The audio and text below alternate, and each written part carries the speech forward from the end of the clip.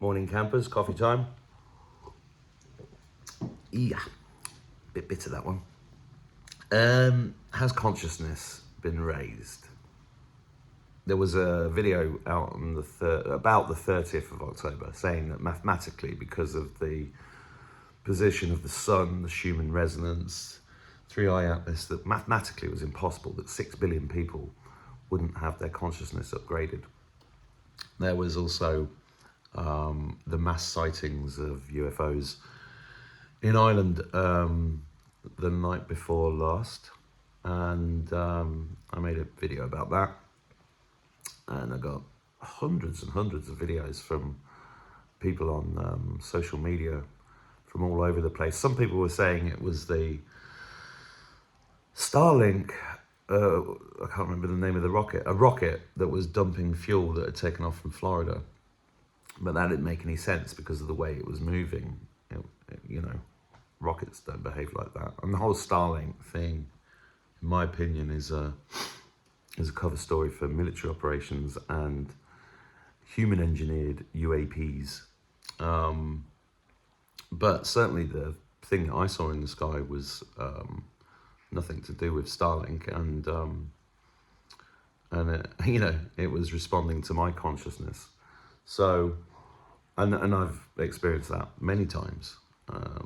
So this is why I find all the noise on social media very interesting. But the question about whether consciousness has been raised, it's constantly being raised. That's the whole point of the last 5 years. I mean, it's been a war on consciousness that we've been going through. And definitely, anecdotally, from talking to people that I am close to, there is a subtle change that's happened in a really positive way. And the timing of everything, we're seeing the royal family being dismantled in front of our eyes, which is long overdue. Andrew first. And then they gave him, they said, and from now on he will be known as Andrew Mountbatten Windsor. I mean, just pick that apart for a start. They're giving him the name Mountbatten because the Lord Mountbatten, who was murdered allegedly by the IRA, I'd say more likely MI6, in 1979, I think, with at least 2 boys on the boat, only 30 miles away from where I am, off the coast of Sligo. A well-known pedivore. So are they giving Andrew that name as a kind of, we're linking you to him? They should have called him Andrew Mountbatten Windsor Savile. That'd be good, wouldn't it? Now then, don't get too wound up about that now. Now then. Yeah, but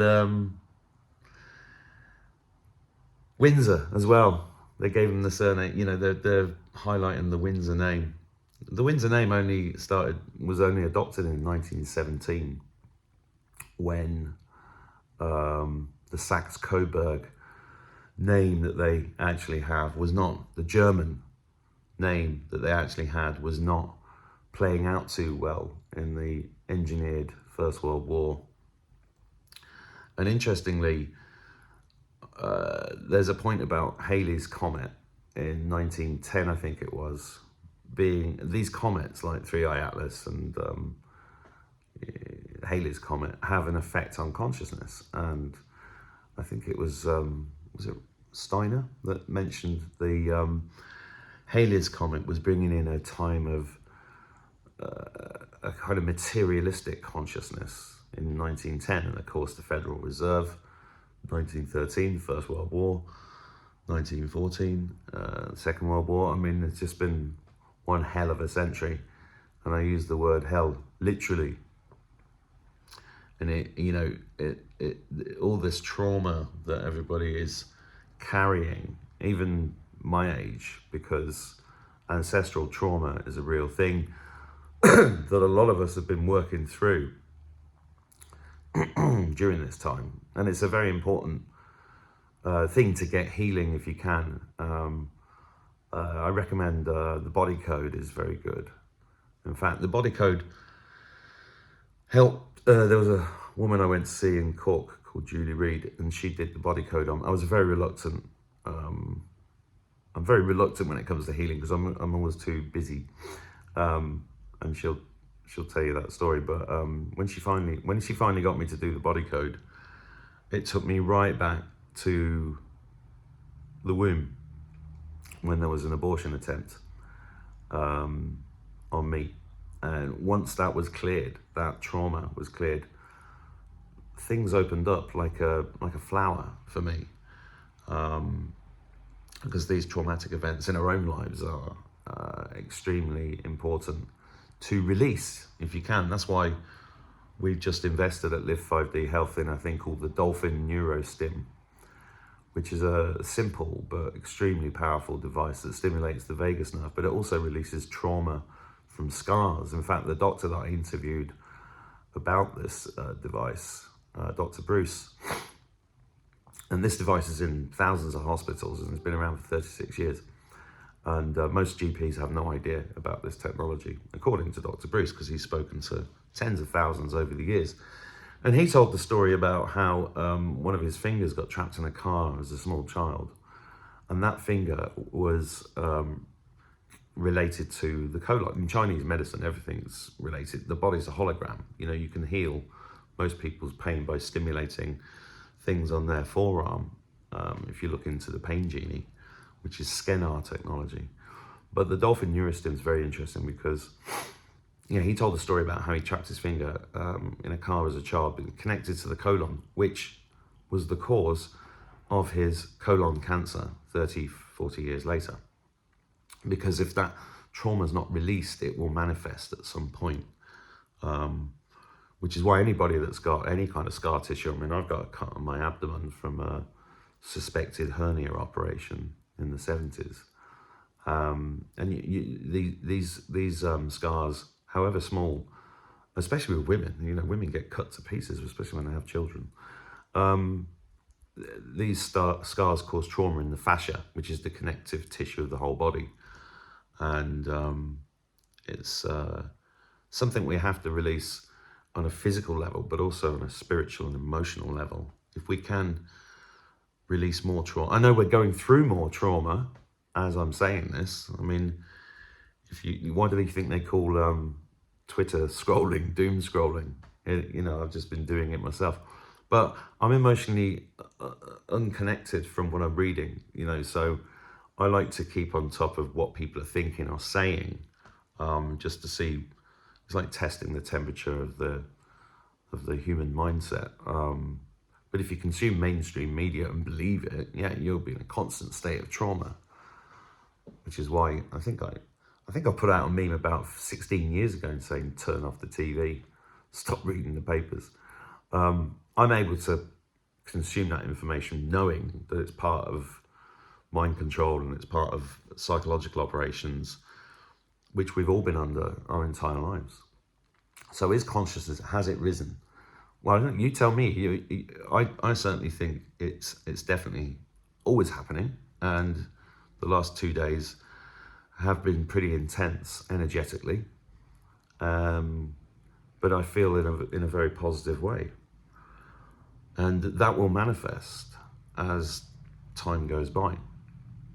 And you're going to start seeing good things like the royal family being dismantled. I mean, somebody might watch this and go, no, they've just thrown one of theirs to the slaughter. And they do that. That is a modus operandi. If you look at anything connected with paedophilia, especially in the UK and around the Dolphin Square stuff and that house, I can't remember what it's called.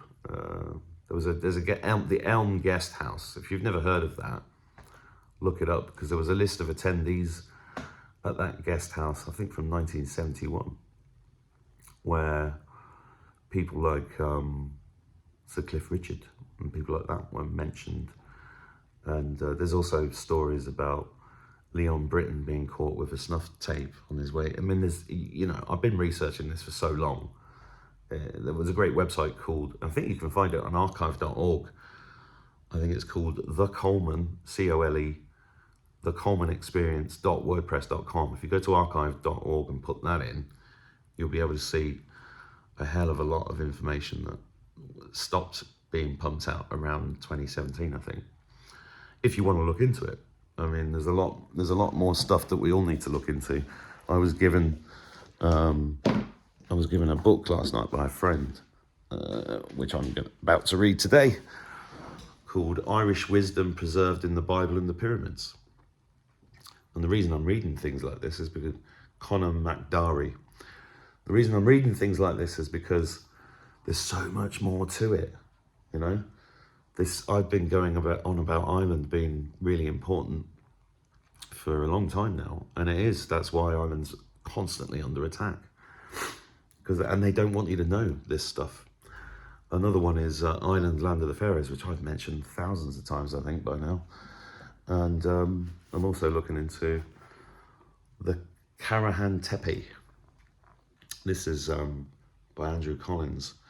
And the reason I want to read through this is because this is about the civilization of the Anunnaki and the cosmic origins of the Serpent of Eden. Sometimes it's good to just get a book and have a look through that instead of just skimming videos online.